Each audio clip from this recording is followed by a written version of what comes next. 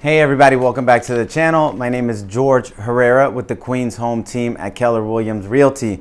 In today's video, I'm answering the question, how do you write an offer with a seller concession?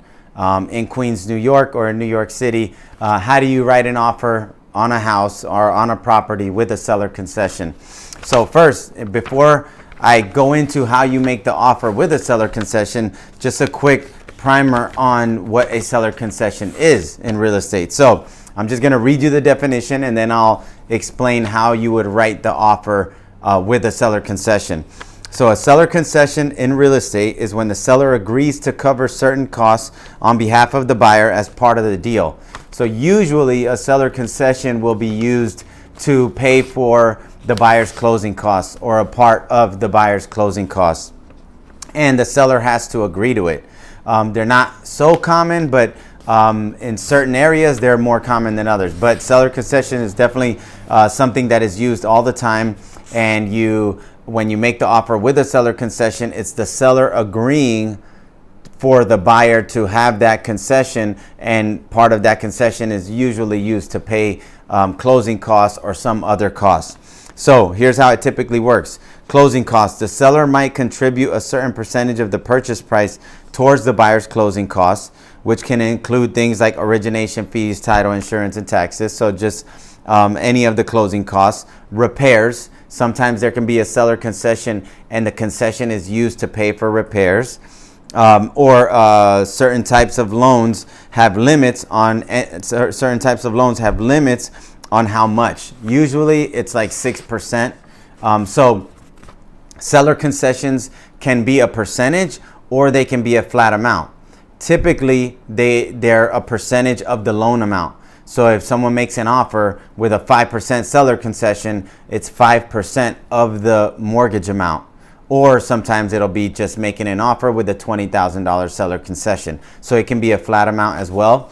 But now that you understand what that is, the way that you work it, when you make an offer, let's say you have the down payment, but you don't have the closing costs. You don't have the funds for the closing costs. Or you just don't want to shell out the funds. You want to use it, let's say, for repairs or something on the house, and you'd rather finance the closing costs, because when you get a concession and it covers your closing costs, it's pretty much being jumbled into your mortgage. So you're financing it instead of having to pay out of pocket. So the way it would work is, let's say a property's $500,000 and you want to make an offer of $500,000. And in that, the question becomes, if you're doing a seller concession, is the seller concession on top of the 500 or is it included in the 500? Because that is what lets the seller know how much they'll be netting. So for example, let's say you're making an offer on a house that's $500,000. You make an offer of $500,000 and that includes a $20,000 seller concession.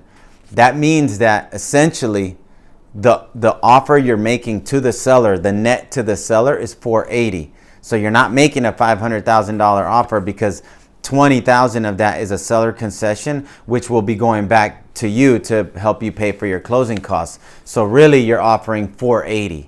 Okay. Now, if it was $500,000 plus a $20,000 seller concession, or if you state that the seller concession will be on top of the offer I'm making, now the net to the seller is $500,000 and the contract price will be the price you're offering plus the seller concession. So let's say the reverse example, you're offering $500,000 with a $20,000 seller concession on top of the $500,000. So now the contract will state $520,000. That's the contract price. But after the concession, the net to the seller will be the $500,000. So that's two different ways of presenting it.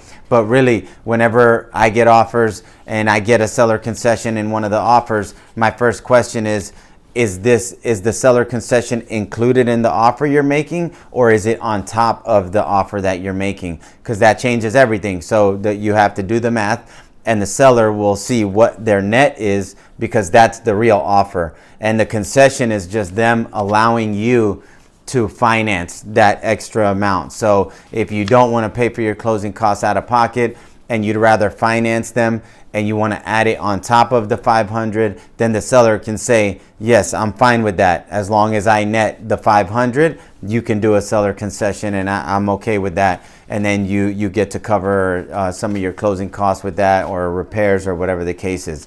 But that's pretty much how it works. It's usually you'll make the offer, included in the offer will be the seller concession, or it will be on top of the price that you're offering, and make sure you're clear when you present that. And the seller concession, typically a percentage of the mortgage amount. You can speak with your lender, but typically they're usually between like 3 and 6%, what we see. When it's a percentage, you can go as high as 6%. I don't think you're able to go higher than 6% for a seller concession, but you can present it as, let's say, $500,000 with a 5% seller concession. So it can be that way, or it can be a flat amount where it's just $500,000 with a $15,000 seller concession, and just be clear on whether it's on top of the offer or included in the offer. All right. If you have any questions about this, feel free to reach out to us. Our info will be below and also in the description. And if you'd like to talk to a lender to get more advice and more guidance on how seller concessions work and how you can use them when you do go to purchase a property, then feel free to reach out to us and we can connect you with one of our trusted partners that service the New York City area. All right. Thanks as always for tuning in, y'all. Stay tuned for the next episode. Take care and have a great day.